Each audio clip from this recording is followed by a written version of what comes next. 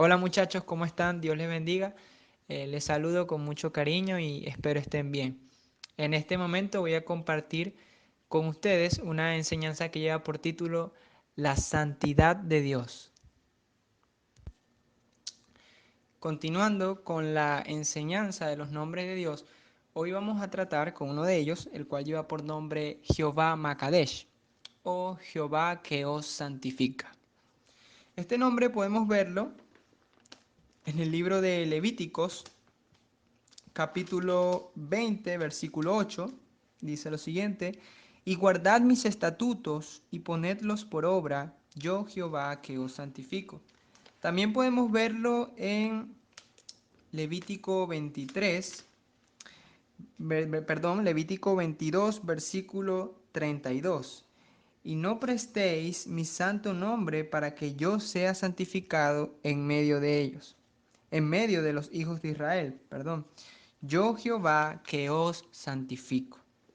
Ahora, es importante también comprender por qué se dice o por qué Jehová santifica. ¿Por qué Jehová santificó a su pueblo Israel en este caso? Y la respuesta la podemos ver en el mismo libro de Levítico, capítulo 19, versículo 2. Dice: habla a toda la congregación de los hijos de Israel y diles: santos seréis, porque santo soy yo Jehová vuestro Dios. Y mi propósito en este tiempo, más que enfocarme en el nombre en sí mismo, es en el atributo que refleja este nombre, que es la santidad de Dios, que Dios es santo. Para eso primeramente debemos comprender su significado bíblico, el significado bíblico de la palabra santo. Podemos cometer el error de disminuir o limitar el significado de la palabra santo a un sentido puramente moral, como algo que no tiene maldad. Y ciertamente es así, pero el significado bíblico es mucho, mucho más amplio. La palabra santo, cuando se refiere a Dios, o en su sentido primario, hablando primero de la palabra santo, en su significado primario, habla de apartado, de lo otro, de algo que es único, un corte aparte.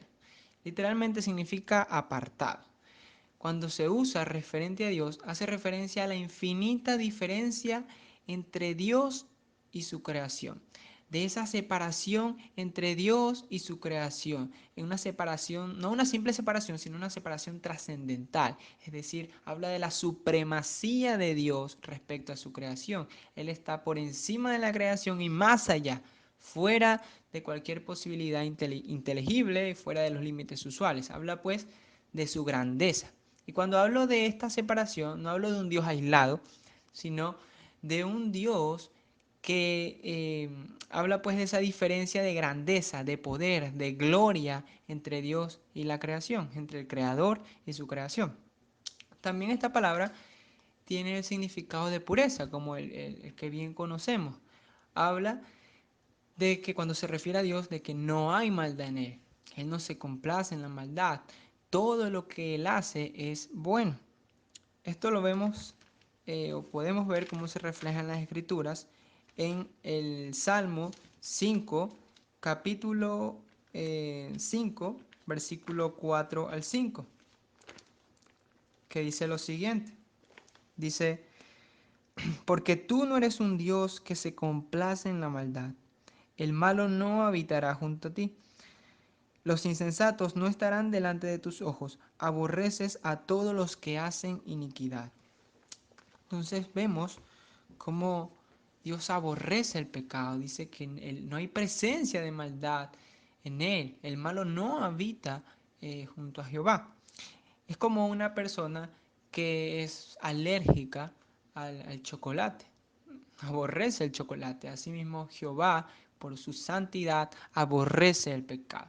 Entonces podemos concluir de esta palabra que cuando se refiere a Dios como santo, se habla de su grandeza, de su supremacía, de poder respecto a su creación y de su pureza moral, de que no hay maldad en él y que todo lo que hace, él es bueno. Él es la fuente de todo lo bueno. En este momento quiero mostrarle a través de pasajes es cómo esa gloria, cómo esa santidad de Dios fue manifestada en estos pasajes. Les ruego que me acompañen a Isaías capítulo 6. Isaías capítulo 6. Capítulo 6, versículo 1 al 8. Dice así: en el año que murió el rey Usías era un gobernador que reinó pues, en el pueblo de Israel durante 52 años. Fue un rey que hizo muchas cosas buenas, empezó bien delante de Dios, pero terminó mal a causa de su desobediencia. Él quiso usurpar el oficio de sacerdote y terminó siendo castigado por Dios. Dice pues, en el año en que murió el rey Usías, vi yo al Señor sentado sobre un trono alto y sublime. Isaías estaba teniendo una visión y vio a ese trono alto, un trono alto y sublime, un trono que está por encima de cualquier trono. Y sus faldas llenaban el templo. En la cultura antigua, y hoy también se ve, el ropaje de un vestido hablaba de la majestuosidad. Para darles un ejemplo, en el año 1953, la coronación de la reina Isabel, en la coronación de la reina Isabel II, ella usó un vestido que tenía 11 metros de largo. Estaba hecho de terciopelo y armiño y se necesitaban 6 damas de honor para poder levantar la cola de ese vestido. Ahora, esto nos dice que las faldas, que el ropaje, que el rey, que es el del Señor, del rey que había visto Isaías, que es el Señor, llenaban todo el templo, desbordaban el templo, reflejando esa majestuosidad. Sigue describiendo Isaías la visión en el versículo 2. Dice que por encima de él había serafines. La palabra serafín da la idea de un ángel poderoso, un ángel ardiente, prendido en fuego, un ángel imponente.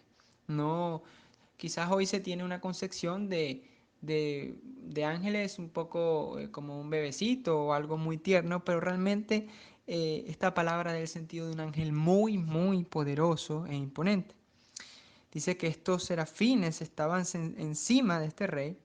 Dice, cada uno, hablando de los serafines, tenía 6 alas.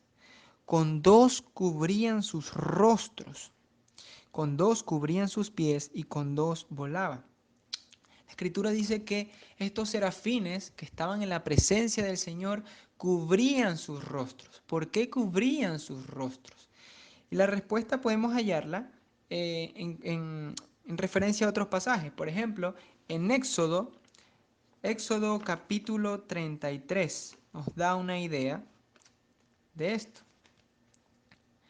Éxodo capítulo 33. Se nos dice lo siguiente. Éxodo capítulo 33, versículo 18 en adelante. Dice, él entonces dijo, Moisés, te ruego que me muestres tu gloria, hablando con Dios. Y él le respondió, yo haré pasar todo mi bien delante de tu rostro y proclamaré el nombre de Jehová delante de ti. Y tendré misericordia del que tendré misericordia y seré clemente para con el que seré clemente. Dijo más, no podrás ver mi rostro porque no me verá hombre y vivirá. Y dijo aún Jehová, he aquí un lugar junto a mí, tú estarás sobre la peña, y cuando pase mi gloria, yo te pondré en una hendidura de la peña, y te cubriré con mi mano hasta que haya pasado. Después apartaré mi mano y verás mis espaldas, mas no se verá mi rostro. Es decir, Dios le enseñó su gloria, un destello de su gloria a Moisés.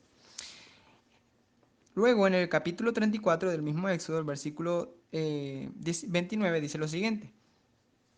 Y aconteció que descendiendo Moisés del monte Sinaí con las 2 tablas del testimonio en su mano, al descender del monte, no sabía Moisés que la piel de su rostro resplandecía después que hubo hablado con Dios. Y Aarón y todos los hijos de Israel miraron a Moisés, y he aquí la piel de su rostro era resplandeciente, y tuvieron miedo de acercarse a él. Entonces Moisés lo llamó y Aarón y todos los príncipes de la congregación volvieron a él y Moisés les habló. Dice también más adelante en el versículo 34, cuando venía Moisés delante de Jehová para hablar con él, se quitaba el velo hasta que salía. Y saliendo decía a los hijos de Israel lo que le era mandar. Y al mirar los hijos de Israel el rostro de Moisés, veían que la piel de su rostro era resplandeciente. Y volvía Moisés a poner el velo sobre su rostro. La gloria de Dios que había quedado impregnada en la cara de Moisés, ese refulgor asustaba a los mismos israelitas, le pedían que por favor que se cubriera el rostro. Y Moisés cada vez que iba a hablar con el pueblo tenía que cubrirse el rostro. Así pues, estos serafines estaban en la misma presencia del Señor.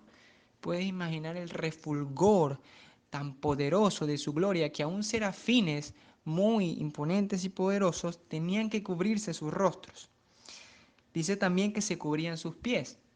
Algunos eruditos argumentan que esto es en señal de reverencia de su condición de criatura, así como, por ejemplo, cuando el Señor en Éxodo se le apareció a Moisés desde la zarza ardiente, le dijo, quítate tu calzado porque estás en tierra santa. Y dice que con dos volaba. Sigue contando Isaías su historia, su visión, en el versículo 3. Dice, el uno al otro daba voces diciendo, Santo, Santo, Santo Jehová de los ejércitos, toda la tierra está llena de su gloria. Estos serafines clamaban, Santo, Santo, Santo. En la cultura antigua se usaba la repetición para hacer énfasis. Nosotros hoy en día podemos usar las negritas, las comillas, las mayúsculas, pero en esta cultura se usaba el sencillo uso de la repetición. Y aquí se eleva la santidad de Dios, este atributo, hasta un tercer nivel. Esto no lo vemos en más ninguna parte de todas las escrituras. No se dice que Dios es amor, amor, amor, ni ira, ira, ira, sino que se dice que Dios es santo, santo, santo. Es 3 veces santo. Y denota pues la santidad de Dios a un nivel superlativo. Dice, y decían que toda la tierra está llena de su gloria. Sigue relatando en el versículo 4, y los quiciales de las puertas se estremecieron con la voz del que clamaba, y la casa se llenó de humo. La voz y la alabanza de un serafín era suficiente para que la materia muerta temblara ante esa adoración por parte de los serafines. Esto no habla de su poder, del poder de estos imponentes, pues de estos serafines. Y ahí estaba Isaías viendo todo ese poderío, toda esa manifestación de majestuosidad por parte del rey, esa representación de santidad por parte de Dios. Y la reacción de Isaías quizás no era la esperada por muchos que quizás lean. Isaías pudo haber dicho, wow, qué impresionante, o reaccionar sorprendido, pero no fue así. El versículo 5 dice, entonces dije, ay de mí, que soy muerto, ay de mí, que soy muerto. Esta expresión, ay, es muy común dentro de las escrituras cuando se va a hablar de un juicio. Si dan vuelta a la página en el capítulo 5, se podrán dar cuenta que de Isaías, pues, dando juicio como profeta a las personas de las que aquí se habla. En el versículo 8 se dice, ay de los que se juntan casa a casa. En el versículo 11 igualmente, en el versículo 18, en el versículo 20, en el versículo 20, en el versículo 21, en el versículo 22, y así. El mismo Señor Jesús usó estos ayes respecto a los escribas y fariseos en Mateo 23. Así que Isaías estaba emitiendo un juicio de sí mismo, un juicio de muerte de sí mismo. ¡Ay de mí, que soy muerto, aterrado! ¿Por qué? Porque siendo hombre de inmundo de labios y habitando en medio de pueblo que tiene labios inmundos, han visto mis ojos al Rey Jehová de los ejércitos. Es importante también conocer quién era Isaías. Isaías no era cualquier persona. Era una persona que se codeaba entre los políticos, entre la alta sociedad. Isaías era una persona recta, hablando en el estándar del mundo moralmente. Y él aún decía, porque reconoció su inmundicia. Dice, hombre de labios inmundos. Al Isaías reconocer la inmundicia de sus labios, reconocía la inmundicia de su corazón, el pecado en su corazón. La Escritura dice que de la abundancia del corazón habla la boca. Y no solamente eso, él dijo y argumentó que habitaba en medio de un pueblo que tiene labios inmundos. Aún el hecho de habitar con personas inmundas lo contaminaba. Y también se dio cuenta del pecado de aquellos que habitaban alrededor de él. Y, y argumenta pues que aunque él siendo pecador, inmundo de labios, habían visto sus ojos al rey. Isaías reconoció que él no debía estar ahí. Él reconoció, o sea, sabía que era peligroso estar ahí siendo él un pecador y siendo ante un Dios santo, ante un Dios santo, santo, santo. Leímos hace un rato en el Salmo 5 que el malo no habitará junto a Jehová. Y Isaías reconoció su maldad. Él estaba angustiado al estar ahí. Es como si Isaías está diciendo, trágame tierra, con un gran sentido de culpa y temor.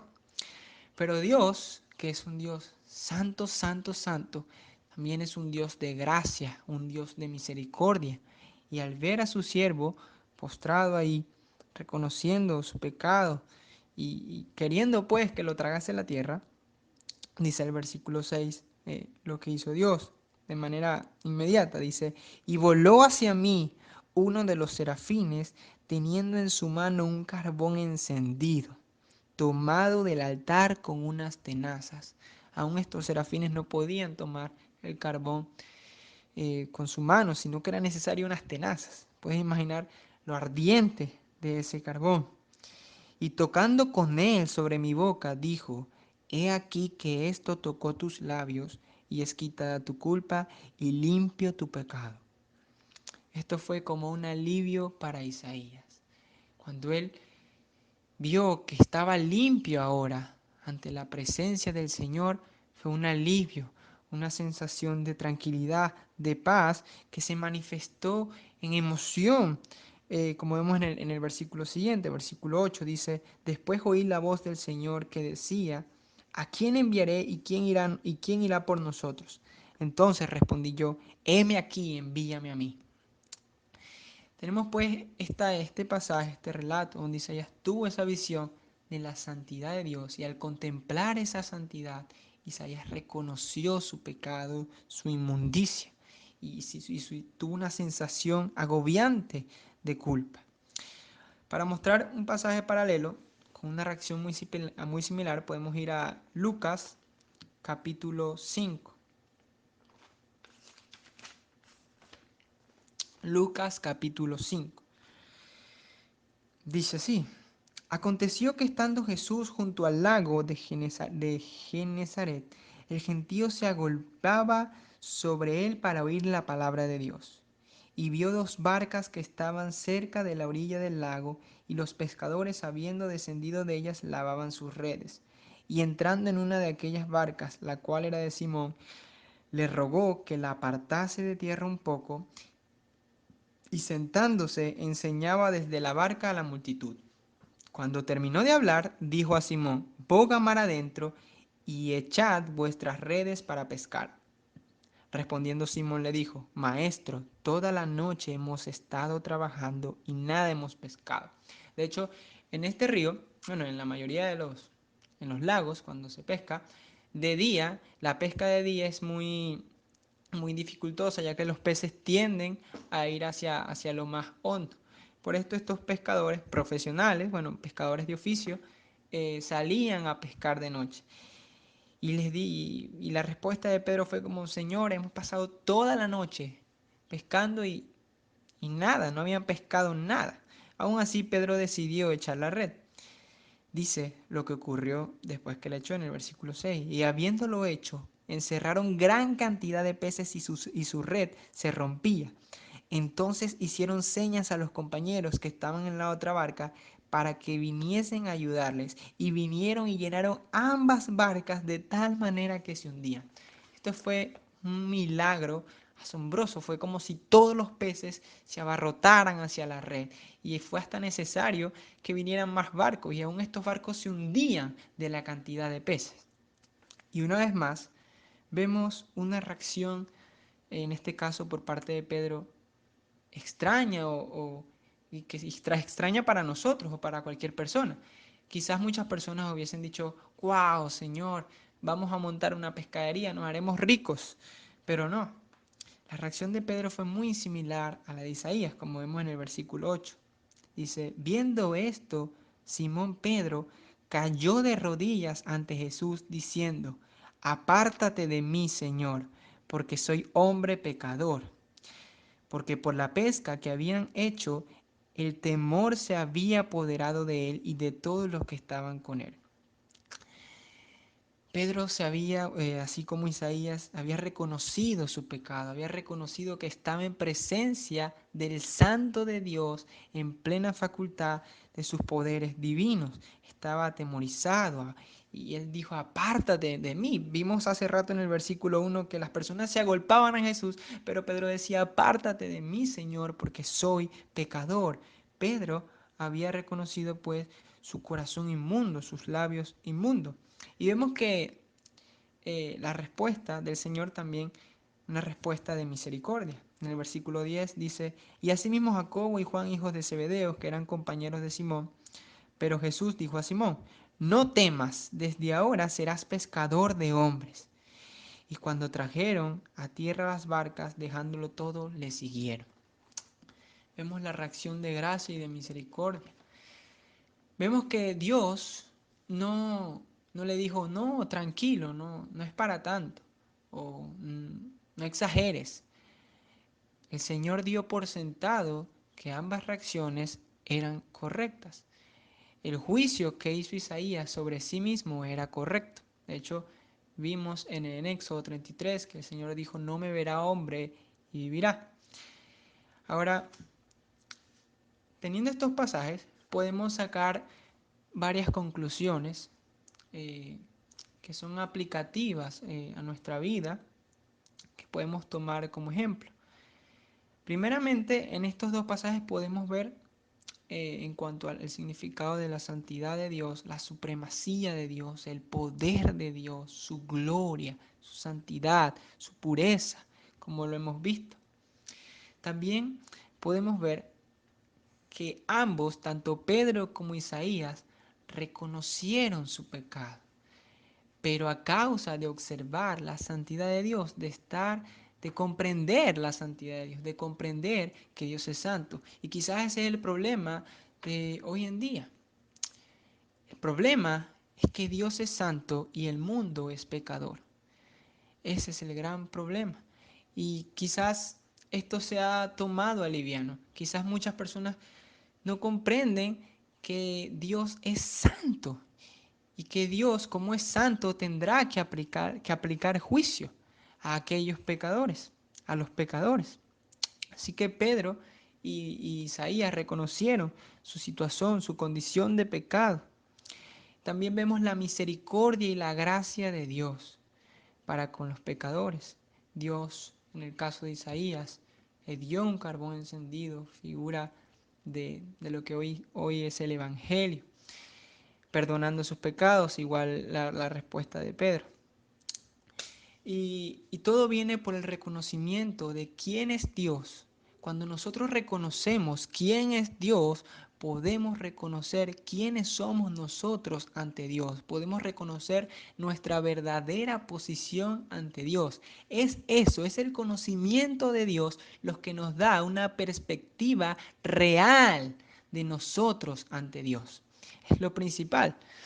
Hoy se puede tener a un Dios como un abuelito, como una persona light, o algo que es puramente bondadoso, una benevolencia simple, se llama eso, pero se omite que Dios es santo, es completamente santo, y gracias a Dios, que, bueno, valga la redundancia, qué bueno que Dios sea santo. Ahora, me gustaría también mostrar en Juan 12, algo muy importante. Juan 12, Juan capítulo 12, dice de lo siguiente. Juan capítulo 12, versículo 41. Dice: Isaías dijo esto cuando vio su gloria y habló acerca de él. Cuando vio su gloria, esto lo estaba diciendo Juan respecto al Señor Jesús. Esto nos da a entender que el mismo Señor que vio Isaías, de la visión de Isaías, ese Dios de un trono alto y sublime, ese Dios poderoso, santo, que los serafines clamaban a él y se cubrían su rostro a causa del refulgor de su gloria, ese mismo Dios es el mismo que se hizo hombre, es el mismo que se hizo un punto en el universo como nosotros, alguien chiquito se hizo hombre, se despojó a sí mismo, como dice Filipenses. Y no solamente eso, sino que aunado a eso, sufrió hipocresía, traición, mentiras, dolor, y sufrió la peor muerte de todas. Sufrió una muerte de cruz para cargar la ira de Dios que era destinada a aquellos que han de creer, que era destinada a todo pecador. Y para terminar quiero reflexionar en esto. Si has escuchado hasta aquí todo esto, debes tener en cuenta que un día partirás de este mundo y tendrás que comparecer ante ese Dios santo, santo, santo. Así que en tus manos está la oportunidad de que sea una comparecencia de gozo y paz, de que cuando estés ante ese Dios santo, santo, santo, puedas estar tranquilo y en paz, esperando tu recompensa, y no sea una horrenda expectación de juicio. Y la única forma de que eso suceda es que estés revestido de la justicia de Cristo, de la justicia requerida por Dios. Esa justicia que es otorgada por medio de la fe, por medio del arrepentimiento. Te invito a 2 Corintios capítulo 5, versículo 21, hablando del Señor Jesús, al que no conoció pecado, aquel que no experimentó pecado, y esto es algo increíble, Jesús no experimentó pecado. El primer mandamiento es amarás el mandamiento más grande es amarás al Señor tu Dios con toda tu alma, con todo tu corazón y con toda tu mente. Es un mandamiento que no cumplimos nunca, ni siquiera por una milésima de segundo. El Señor Jesús lo cumplió durante toda su vida, no experimentó ningún tipo de pecado, no conoció pecado. Y por nosotros, Dios Padre, lo hizo pecado, lo maldijo en una cruz para que nosotros fuésemos hechos justicia de Dios en él. Por eso se nos habla de la justificación. Cuando acudimos a Cristo, esa justicia es revestida por nosotros, somos revestidos de su justicia y ahora somos como si nunca hubiésemos roto un plato delante de Dios, y de esa forma podemos estar en paz, tranquilos en ese día, gozosos de que estamos limpios delante de Dios. Y esto parte, y la única manera es entender lo mismo que entendieron Pedro e Isaías, su condición de pecador, entender que sus propios méritos no le alcanzan para alcanzar el estándar de Dios, sino que ya Cristo ha hecho todo y tú solamente debes aceptar esa salvación. Y es mi reflexión en este momento. Y también quiero decirte que si rechazas esto, si no lo haces, en ese día recibirás juicio por tu pecado. Todas las personas recibirán justicia. Ninguna persona recibirá injusticia. Dios no es injusto. Las personas que no reciban justicia recibirán gracia y misericordia otorgada por Dios, porque han acudido a su llamado, porque han ido a Cristo en arrepentimiento y fe y han sido revestidos de su justicia y de su gracia. Dios les bendiga.